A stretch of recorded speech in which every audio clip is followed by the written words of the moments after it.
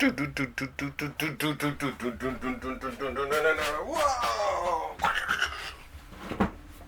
Hey there, folks. How's that? Two delicious shows in a row. I know it's a quiet Sunday and you're probably wanting to just sit back, read comics, and sip on your tea, kind of like me. But, sometimes you just can't help yourself. And, oh yeah, check out my, I even decided to throw my little swear bear into the things here. Isn't that right? I can't push him because he'll start swearing. Anyway, this is the welcome once again to In the Library of Graphic Literature September Solicitations Special. Yay! Woo!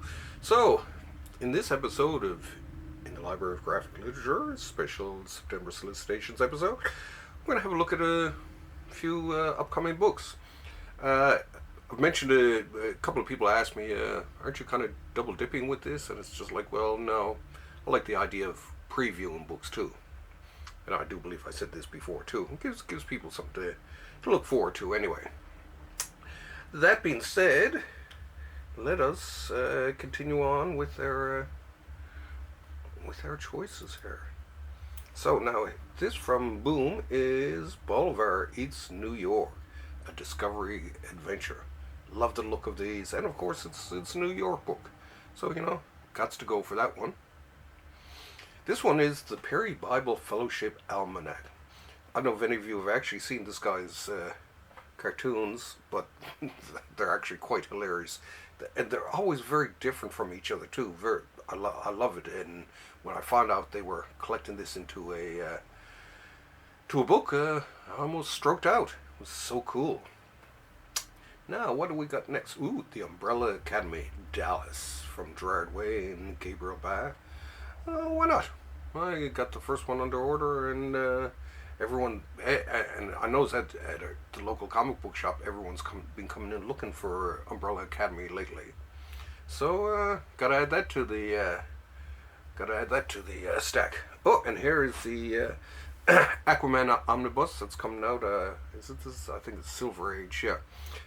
With artwork by Ramona Fredon and Nick Cardy.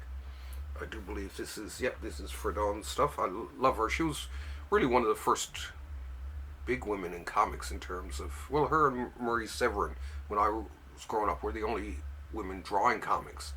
And I always liked her style. I was a big fan of her work on Metamorpho, and she kept on keeping on. So, good work there. Love the look of it too, love the style. And she's still going to this day, I do believe. And of course, there's another episode of the Batman Golden Age Omnibuses. I can't remember which one this is actually, whether it's 7, 8 or... Anyway, I've actually been... Because, I buy a lot of books, and I'm constantly just trying to catch up on them. So recently I took out, from my stacks over there, I took out Batman Volume 1. I'm starting slowly. I'm gonna see if I can read my way through, all the way through my omnibuses before the end of the year. Not doing too good, though. Let's be realistic, folks. Ooh, Doom Patrol by Handy Dandy Mr. John Byrne. I was a big John Byrne fan from way back in the days of Iron Fist and stuff like that. So, I'm not one of those Johnny Come Latelys. But loved his style right from the start. There was just something really, really neat about it. And from looking at it, he's still got it. And of course, like I say, I'll usually get anything by him and add that to my collection. I didn't read much. I read a couple of the Superman ones, but I wasn't as big into that as I was into the Marvel stuff, I guess. Ooh, Doomsday Clock. If it ever comes out. No, well, it's just it's been plagued by a lot of delays and being put back and put back and put back. You know what it is? DC Comics needs someone like me in there to crack the whip. To me, actually, really, especially for limited series, I don't think you should even be putting them out until, you're a good way through them, or if not even done. I know from experience with myself and my good buddy Paul Tucker when we did the Nobody is in Control for Patrick Kinlan's book for Black Mask. We handed them in the whole finished thing. So I mean, they're just sitting there with all 4 issues ready to go, put them out one by one, and I think that's the way to do it. So DC, you can learn a bit from me, right? Even though I'm an old guy. Ooh, House of Mystery, Volume 2. This has everyone from Akela to Toth to the much underrated and unknown Alex Nino. So any of you out there who are looking for a cool new artist to check out Alex Nino. The guy, absolutely amazing stuff.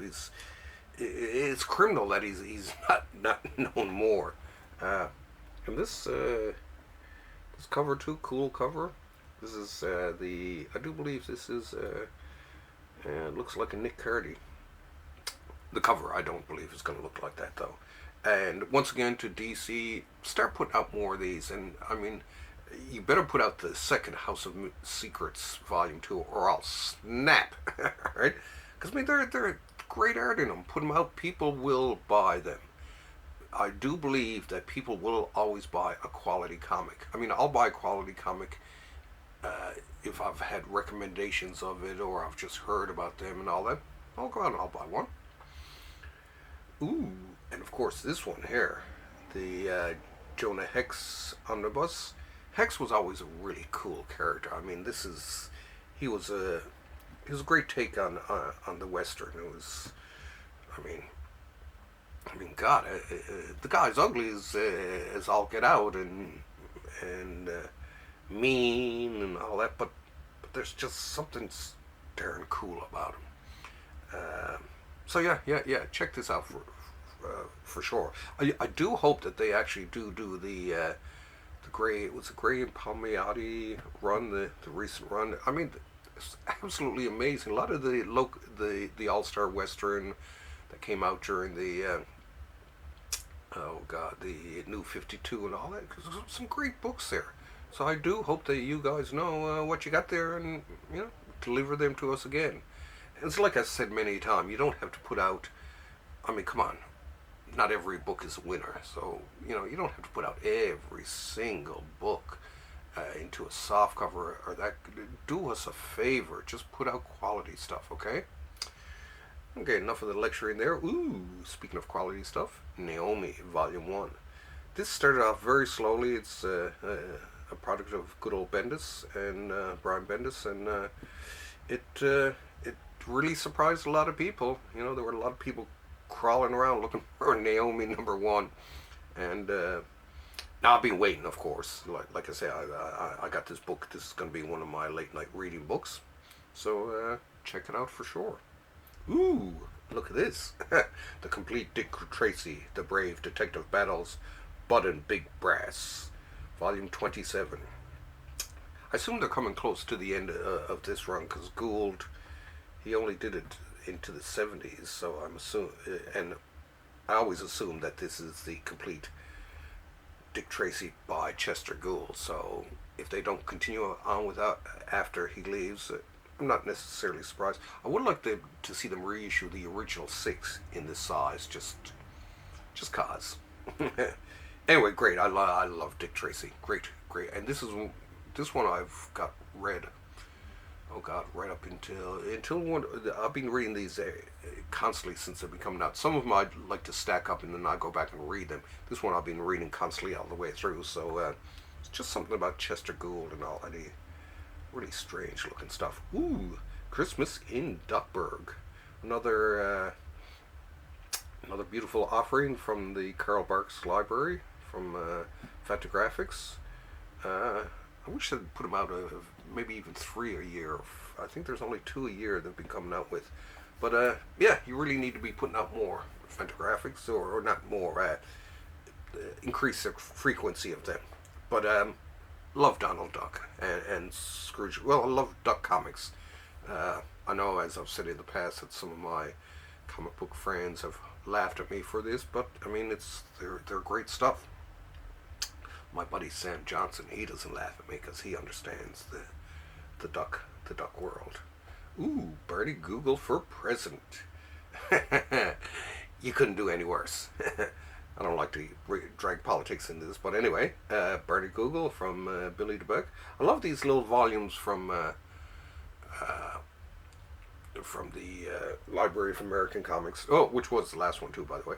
I love these little volumes because they're sort of neat. I like reading them. Hate to say this, I like reading them when I'm doing my business in the bathroom, whatever. They're perfect size to sit and read and stink. So yeah, check them out. They're great little books there.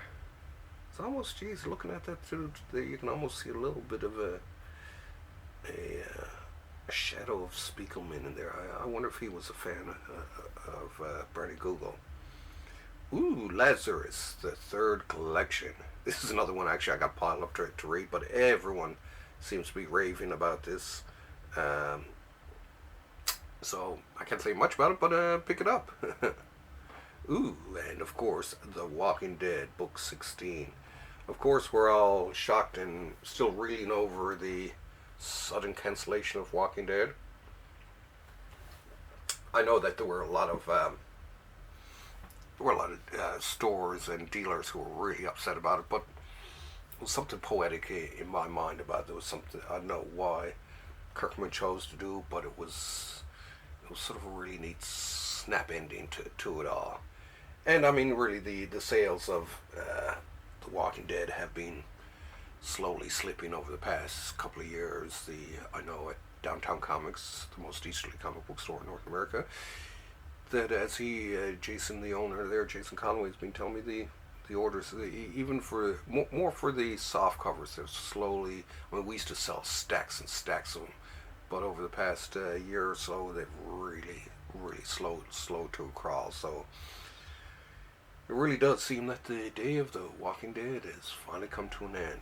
But thanks a lot, man, Mr. Kirkman. You delivered some right on comics.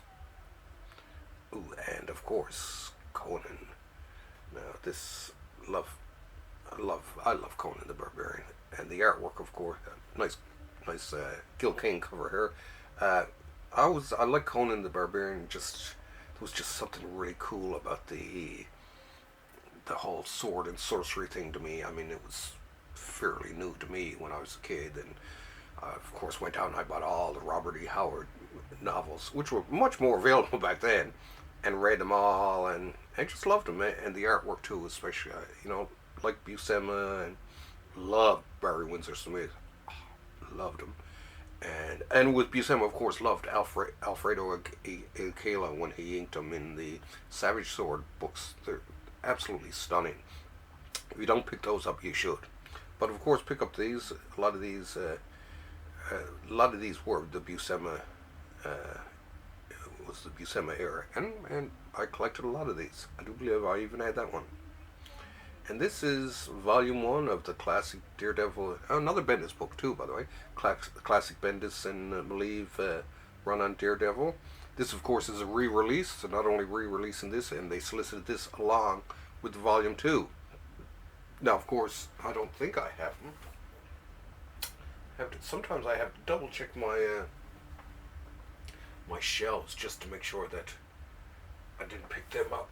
No, not from what I can see there. So they're definitely on my pickup list. A good Daredevil book is always on my list. Love Daredevil. And this, of course, is the Peter David run on the Hulk, including the McFarlane years. To be honest, I was never a huge fan of McFarlane, but I did like his work on the Hulk, and when he was with Michelin on Spider-Man. But the Hulk was really cool. He did a good Hulk. I'll give him that much. And last but not least, we come, speaking of Daredevil again, we come to the end of the line here. This is volume 14 of Daredevil Masterworks. Gil Kane, let's see who they got here. Gil Kane, Gene Colan, Carmine Infantino, Frank Miller. This was around, because I'd originally started life as a DC fan most of my early life, but in the early 70s got bitten by the Marvel bug. Now, I would collect both DC and Marvel. I'm one of those unique creatures.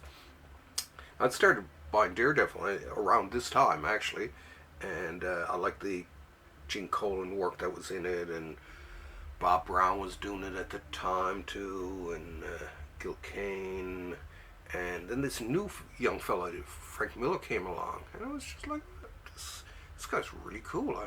Very cinematic type of storytelling, and that was just the beginning. We all know where that went, don't we? Anyway, onwards and upwards from there, and went old Frankie boy. Anyway, that's our September Solicitations from In the Library of Graphic Literature special here. Now, of course, all the new solicitations are coming out, and I actually do post these to the Library of Graphic Literature page as they come along. After the major DC and Marvel put theirs out, I post those, and then I add in all the others as they're solicited. And then, of course, when the solicitations come to a halt, usually around the time the next round starts, that's when I'll do this little sort of special for you folks whom I love. And I guess I'll see you then. Well, it's been a nice day. It's still a little bit overcast here, and let's see. Oh yeah, they're still over in the park going mad over there. So I think it's time for me to stop and smell the roses. No, actually, I gotta stop and have a bite to eat. Nothing like a cup of tea and comics. Anyways, that's it for this week, and we'll see everyone next week. I do believe we have a nice stack of books next week, and we're coming upon the 100th episode too of In the Library Graphic Literature. What am I going to do? I don't know. Don't have a clue, but I want to do something special for it. I don't know, maybe do a Kirby special. I always thought about doing a Kirby special, but I'd have to haul out so many books, and then putting them back is such a pain, blah, blah, blah, blah, blah, blah. Anyway, you don't want to hear this. That being said, see you folks next week, and keep on reading. Love shit. Okay. See you guys.